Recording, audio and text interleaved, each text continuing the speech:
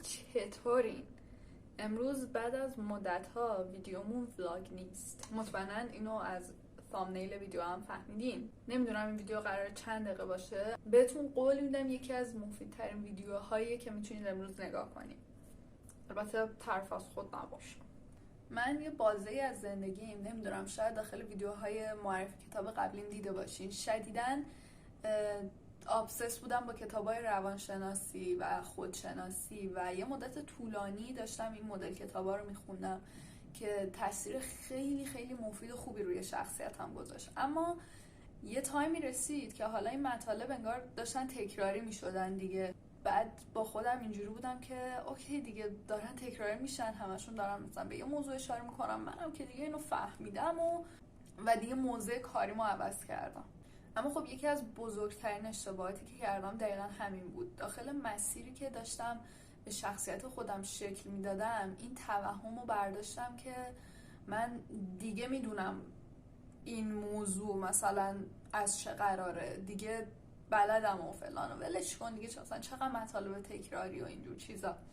دیگه زدم داخل کتابای حالت نوول و حالا سبکه کتابایی هم که کلا میخوندم روانشناسی بودن و به خودشناسی کمک میکردن، اما در قالب یک داستان بودن بیشتر.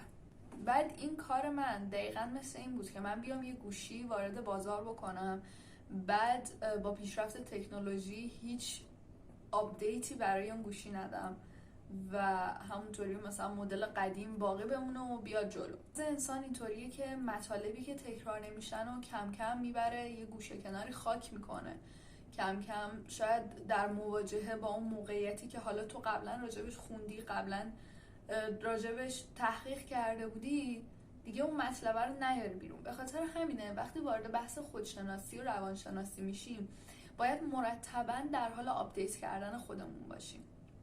اما خب این آپدیت کردن هم یه حدی داره. یه سری از افراد که ما اینو داخل همه بخش‌های جامعه و همه موضوعات مختلفی که داخل جامعه میتونیم ببینیم داریم، افرادی هستن که راجع به یک موضوع خودشون رو مریض میکنن. مثلا ما میگیم که ورزش کردن، رژیم غذایی درست داشتن چیز مفیدیه. این تا وقتی چیز مفیدیه که این به سلامت روان تو آسیبی نزنه، تا وقتی چیز مفیدیه که به سلامت روحیت آسیبی نزنه، تو رو وابسته به قرصای حالا بلا بلا بلا نکنه. از هر چیزی به اندازه خودش خوبه. توی بحث خودشناسی و روانشناسی هم دقیقاً همینطوره. تو باید مرتبا خودت رو آپدیت کنی، اما جوری نباشه که دیگه مریض بشی نسبت به این کار. که میگم ما همچین افرادی رو متاسفانه، افرادی که خیلی تندروان داخل همه موضوعها، داخل زندگی روزمره، زندگی کاری، زندگی ورزشی و کلا همه موضوعات مختلف داریم. و حالا از بحثمون دور نشیم، داشتم راجع به خودم میگفتم و اینکه رسیدم به دوران کنکور. دورانی بود که تقریبا 98% تایممو به خودش اختصاص میداد، داشتم درس میخوندم، به هیچ چیز دیگه فکر نمیکردم. یهو به خودم اومدم دیدم که من مغزم پر از مطالبه، اما این مطالب اینجوریه که آپدیت نشدن، نصفه و نیمن. مثلا یه چیزی رو میدونستم اما نمیتونستم دقیق بیانش کنم. میدونستم که داره به من کمک میکنه، اما یکی که ازم میپرسید یا وقتی میخواستم به یکی کمک کنم نمیتونستم برای اون واضح توضیحش بدم. خب یعنی یه جورایی مطالب برام کمرنگ شده بود. یه حاله ازشون رو میدونستم و دقیق نمیتونستم به زبون بیارم یا حتی خودم یه ذره جوابشون رو عمل کنم. یه روز صبح داشتم میرفتم سر کار، گفتم که خب حالا که من مسیرم فعلا نمیخوره، بذار داخل همین کتابخونه مثلا از بین کتابای قدیمی داداشم و این چیزا بگردم یه کتاب پیدا کنم. تا اینکه یه کتاب به اسم کافه‌ای به نام چرا پیدا کردم. بعد نگاش کردم، گفتم که اوکی، صفحاتش هم خیلی کوتاهه، کلا 112 صفحه بود و با خودم بردمش سر کار. به جرئت میتونم بگم که من ساعت 10:30 این کتاب رو شروع کردم و تقریبا خوندنش با در نظر گرفتن این استراحت ها حدود 2 ساعت ازم تایم برد. یه کتاب فوق‌العاده ساده برای فهم بود. داشتم کتاب رو نگاه می‌کردم، داداش من این کتاب رو سال 95 خونده بوده، یعنی این کتاب خیلی وقت داخل کتابخونه ماست و خیلی عجیب من این کتاب رو هیچ وقت نمیدیدم. انگار میگن مثلا دنیا دست به دست هم داده بود که من الان توی این تایم باید این کتاب رو بخونم، چون که یعنی این الان از سال 95 تا الان که 1402 داخل کتابخونه است و من ندیده بودمش. بعد دیگه همون سر کار که بودم نشستم راجبش کلی نوشتم، کلی مطالبش رو چی میگن بالا پایین کردم و کلی تحلیلش کردم. اون روزم شدیداً جوگیر بودم که سریع بیام خونه بشینم این ویدیو رو بگیرم، راجب این کتاب صحبت کنم، داخل اینستا بنویسم، یوتیوب بگم فلان از این جور چیزا. ولی خب خیلی خسته بودم و قدرت تکلمم رو از دست داده بودم، یعنی حتی ویدیو رو شروع کردم اما این صحبت ساده هم که الان دارم انجام میدم نمیتونستم انجام بدم. اصلا خیلی چیز عجیبی بود. حالا از بحثمون خیلی دور نشیم، بیایم سراغ کتاب امروزمون. گفتم کتاب کافه به نام چرا، کی نویسندش جان پی استریلکی و مترجمش امیر حسن مکی و از انتشارات لیوسا هستش این کتاب. حالا که کلا برنامه امروزمون حرف زدن راجع به کتابه، دوست دارم که کامل این کتاب رو توضیح بدم و اینجوری نباشه که یه چیز کلی ازش بگم که خودتون برین بخونیدش.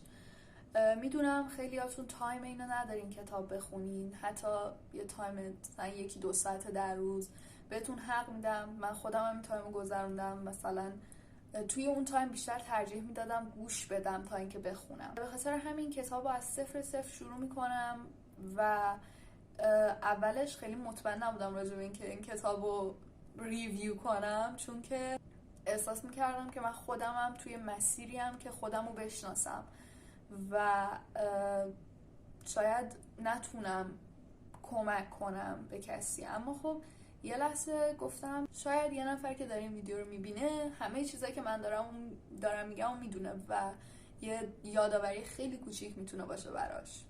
اول کتاب اینجوری شروع میشه که شخصیت اصلی داستانمون داره میره مرخصی و قراره که حالا یه استراحت یه هفته‌ای داشته باشه برای اینکه یه تایم آف برای خودش داشته باشه. که یهو وارد جاده میشه، داخل ترافیک گیر میفته و کم کم پلیسا میان سمتشون میگن که آره یه تانکر چپ کرده و جاده بسته است، دور بزنید برین یا از یه مسیر دیگه رد شین. شخصیت اصلی داستان میگه که خب چه کاریه برگردم، من که باید این مرخصی رو داشته باشم حتما.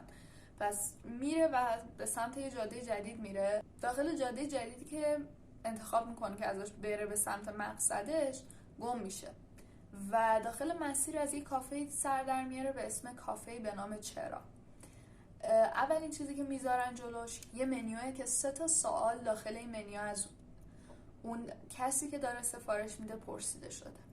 اولین سوال اینه که چرا اینجا هستیم، دومیش اینه که آیا از مرگ میترسین و سومی و آخرین سوال اینه که راضی هستید. و این اول که منیو رو برمیداره اینجوری که چشونه مثلا چی میگن اینا. بعدش حالا با شخصیت‌های دیگه داخل کافه آشنا میشه، شروع میکنن صحبت کردن، تبادل نظر کردن و بریم سراغ توضیح دادن این 3 سوال. هدف این کتاب پیدا کردن هدف وجود و خواسته درونی مونه. حالا با پاسخ دادن به این 3 پرسشی که داخل کتاب مطرح کرده خیلی میتونیم به پیدا کردن این هدف اصلی زندگیمون، هدف وجودمون و خواسته درونیمون کمک کنه. به اون کمک میکنه که در واقع به این هدف برسیم. این سوالات، اولین سوالی که مطرح شده داخل کتاب و راجبش توضیح دادن اینه که چرا اینجا هستیم. یه لحظه آدم وقتی که به این سوالا فکر میکنه اینجوری میشه که انگار یه جوری میشه، انگار مثلا چه میدونم مغز آف میشه، یه لحظه نمیدونی چی باید بگی. من همزمان که داشتم کتابو میخوندم این سوالا رو داشتم از خودم میپرسیدم قبل اینکه به متن و قبل اینکه مثلا به این تبادل نظرشون داخل کتاب برسم. و وقتی که به این سوال رسیدم و تایم جواب دادنش برای خودم بود، یه لحظه اینجوری شدم که اوکی من اینجام که روی یه تعدادی از آدمو تاثیر بذارم، به یکی کمک کنم، خودم یه آدم تاثیرگذار بشم و هی داشتم این شکلی سوالا رو تو ذهنم میچرخوندم، هی داشتم میگفتم خب مثلا من برنامه‌ام چیه، هدفم چیه، از این جور چیزا. ما یکی از دلایل اصلی که نیاز داریم هدف زندگیمون رو بدونیم اینه که چیزی داخل مسیر دیسترکتمون نکنه. یعنی چی؟ یعنی اینکه مثلا ما داخل تبلیغات روزمره، داخل اینستاگرام، داخل یوتیوب، داخل کوچه و خیابون و بازار و فروشگاه، همه اینا کالاهایی رو میبینیم که طریقه تبلیغشون اینجوریه که تو اگه این کالا رو بخری قرار زندگی بهتری داشته باشی و من خودم رو مجبور میکنم به انجام دادن کاری که حالا شاید مورد علاقم نباشه و میام یه زمانی رو صرف اون کار میکنم که مثلا شاید نخوام ساعتهای زندگیم اینطوری سپری بشه، که چرا؟ که اون کالا رو به دست بیارم و فکر میکنم که خوشحالی درونی من در گروه به دست آوردن اون کالا.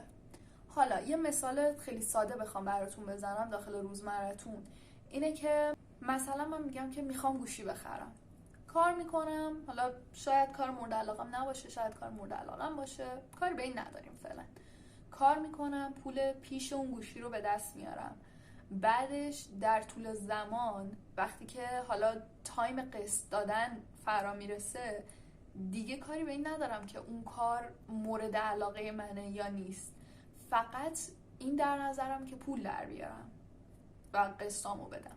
کار میکنم، قسطامو میدم، تایممو میگذرونم بدون اینکه بتونم لذت داشتن اون گوشی رو ببرم، بدون اینکه بفهمم خب الان من واقعا خوشحالم یا نه. حالا از اونجایی شروع میشه که به خودمون میگیم که نه بابا این یه چیز موقتیه، من فقط کار میکنم که حالا این قصه رو بدم بعد تموم میشه، بعد همینطوری کالاهای جدید به بازار میاد، همینطوری ما خودمون رو و خوشحالیمون رو در گروه به دست آوردن اون کالا میدونیم. بیشتر میافتیم داخل قسط، بیشتر میافتیم داخل خرج و اون تایمه که میگن شخصیت ما در واقع میمیره. اگه نگاه کنید آدمایی که هیچ علاقه‌ای به کارشون ندارن و حالا هدفشون فقط پول در آوردن است، یه شخصیت‌های خیلی مرده دارن، یه شخصیت‌هایی دارن که نمیتونن خوشحال باشن، نمیتونن لذت ببرن. مثلا اینجوریان که اوکی کار کردم، شم ماشین رو خریدم دیگه، تایمی رو نداره که بذاره با این ماشین بره مسافرت، چه میدونم بره بگرده لذتش رو ببره. تنها چیزی که وقتی نگاه اون ماشین و نگاه اون کالا میکنه یادش میاد اینه که قسطاش رو یادم نره بدم. حالا از خودتون این سوال رو بپرسیم چرا اینجا هستیم؟ سوالی که شاید خیلی جوابش برامون سخت باشه، شاید اذیت کننده باشه، شاید داخل جواب دادنش خیلی سردرگم بشیم، اما در نهایت به جوابایی که میرسیم دقیقاً چیزایی هن که کار مورد علاقمونن. وقتی انجامشون میدیم از ته دل احساس رضایت میکنیم. یه مثال نزدیکی که میتونم از خودم بزنم اینه که من تایم خیلی زیادی رو داشتم درس میخوندم، هنوزم دارم درس میخونم، هنوزم باز دارم حالا یه کارایی رو انجام میدم که داره رضایت شخصیم رو در مقام میاره برای خودم، کاری به این نداریم. یوتیوب یه پلتفرمیه که من شدیداً دوست داشتم داخلش راجع به کتاب صحبت کنم، چیزایی که به خودم داره کمک میکنه رو به بقیه نشون بدم، لایف استایلی که دارم براش تلاش میکنم و به بقیه هم نشون بدم، شاید یه کوچولو باعث بشه که یه موتیویشنی براشون باشم که اونا هم پاشن، مثلا چه میدونم فقط پاشن یه کتاب از داخل کتابخونه در بیارن. همین برای یه کسی که کتاب نمیخونه میتونه بزرگترین قدم باشه. وقتی که ویدیو یوتیوب آپلود میکنم و در جهت نشون دادن همین چیزهایی هستش که خودم دوستشون دارم و خودم دنبالشون میکنم، یه نفر میاد داخل کامنت ها به هم میگه که وای چقدر ویدیوت مفید بود، یا مثلا خیلی برام پیش اومده برام نوشتین که آره مثلا این ویدیو تو دیدم پا شدم کتاب خوندم، این ویدیو تو دیدم پا شدم فلان کار کردم، ورزش کردم، و من این کامنت رو تا چندین روز هی دارم میخونم و هی اسکرین شاتش رو نگاه میکنم، میگم که وای خدایا یه نفر تحت تاثیر من پا شد یه قدم برداشت، و این یعنی احساس راضی بودن، این یعنی که من دارم وقت یک نفر رو داخل سوشال میدیا میگیرم. یه چیزی که داخل کتاب کاش وقتی 20 ساله بودم میدانستم بهش اشاره شده بود این بود که هر بار که یه نفر یه فرصت، یه تایمی برای شما میذاره، یه فرصت از داخل زندگی خودش رو داره میسوزونه. شما وقتی که دارید یه تایمی برای دیدن من میذارین، من خیلی برام مهمه که بتونم یه چیزی بهتون اضافه کنم، چون که میدونم شما به خاطر من، به خاطر این ویدیو دارید یه فرصت از زندگیشون رو میسوزونید. شاید اصلا تایم استراحتتونه، 10 دقیقه ربع ساعت تایم استراحت دارین این ویدیو رو نگاه میکنید و این انقدر برای من با ارزشه که دوست دارم یه چیزی بهتون اضافه کنم. صرفا هدفم نشون دادن نیست، بگم من این کارو کردم، من اون کارو کردم. هدفم اینه که یه تأثیری روتون بذارم و خودم هم آدمایی رو داخل سوشال مدیا دنبال میکنم که بتونن یه تأثیری روی لایف استایل من بذارن. مثلا یکیشون به من این موتیویشن رو بده که پاشو نقاشی بکش، یکی دیگهشون پاشو به من بگه آقا بلند شو یه کوچولو ورزش کن، 4 قدم برو تا سر خیابون، یکی دیگهشون اصلا بهم یادآوری کنه که از زندگیت لذت ببر. و یه روزی حتما یه ویدیو درست میکنم راجع به آدمایی که من داخل سوشال مدیا فالوشون میکنم، عکساشون رو نگاه میکنم، کپشناشون رو میخونم و حالا برام آدمای مفیدی بودن. سوال دومی که داخل کتاب و در واقع داخل این منو نوشته شده بود این بود که آیا از مرگ میترسید؟ یکی از رایج‌ترین ترس‌های تمام مردم که داخل اصلا ناخودآگاهشون شکل میگیره. اینجوری نیست که مردم معمولاً و به طور روزمره و هوشیارانه به مرگ فکر کنن، اما هر روز این داخل ضمیر ناخودآگاهشون هست که با گذشت هر روزی که من دارم زندگی میکنم یک فرصت برای انجام دادن کارهایی که میخوام داخل زندگی من انجام بدم از دستم در میره و یه ترس کاملا عادیه که همه آدما دارن. میترسن که این فرصت یه روزی برای همیشه از چنگشون در بره و نتونن که یه کار دلخواهشون انجام بدن. حالا دوباره برمیگرده به همون سوال اول. همه این چیزایی که گفتم و جوابایی که در پاسخ به پرسش دوم دادیم دوباره برمیگرده به همون سوال اول. اگه ما هدف زندگیمون رو بدونیم و کارهایی که دوستشون داریم رو در لحظه انجام بدیم، دیگه نگران این نیستیم که یه روزی قراره این فرصت ها از دستمون در بره و در نهایت ترسمون نسبت به مرگ و ترسمون نسبت به رفتن از این دنیا کاهش پیدا میکنه. و در نهایت سوال آخر این بود که آیا راضی هستید؟ وقتی که ما حقیقت وجودمون رو بفهمیم، در نهایت شوق و ذوقمون برای انجام یک کار بیشتر میشه. بعد از اون احتمال شکستمون کمتر میشه، چون که داریم با قدرت خیلی زیاد که از قضا کورکورانه نیست وارد یه مسیری میشیم و بعد از اون مهارتمون افزایش پیدا میکنه. ما معمولا افراد خیلی کمی رو میبینیم که به یه چیزی خیلی علاقه دارن اما مثلا مهارتشون برای یه مدت طولانی یه چیز ثابت میمونه.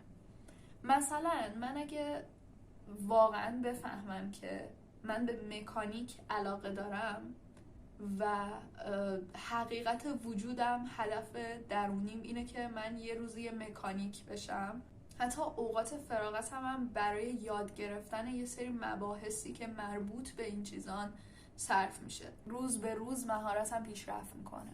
این افرادی که دنبال علایقشون هستن، کار براشون یه عامل شارژ کننده است. این افراد هیچ وقت منتظری نیستن آخر هفته برسه و برن خونه استراحت کنن. همیشه دنبال اینن که یاد بگیرن، همیشه این روند براشون لذت بخشه و خستگی ناشی از کار ندارن. حتی اگه کارشون بیوقفه و داخل یه ساعتهای خیلی زیادی از روز باشه، در نهایت براشون رضایت به همراه داره. و در نهایت این که من مهسا سایان هستم. ممنونم که این ویدیو رو نگاه کردین. امیدوارم که براتون مفید واقع شده باشه و اینکه فعلا خدافظ.